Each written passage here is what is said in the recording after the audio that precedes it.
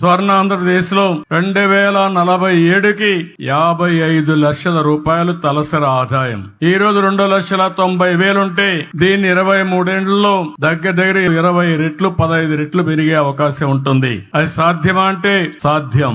దానికి కార్యాచరణ ప్రణాళిక తయారు చేస్తున్నాం.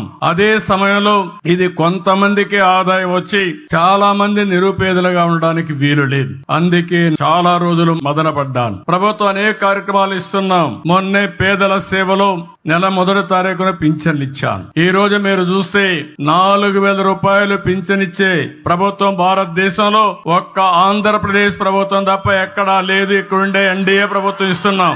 దివ్యాంగులకు 6,000 రూపాయలు ఇస్తున్నాం. ఒకప్పుడు 500 నేనే చేశాను. మళ్ళీ ఈ రోజు వస్తే తర్వాత వచ్చిన తర్వాత 3,000 చేశాను. ఈ రోజు 6,000 రూపాయలు చేసే పరిస్థితికి వచ్చాం. ఎవరైనా కిడ్నీ పేషెంట్లు గాని లేకపోతే కొంతమంది లెప్రసీ పేషెంట్లు ఉంటే వాళ్లకు 10,000 ఇస్తున్నాం.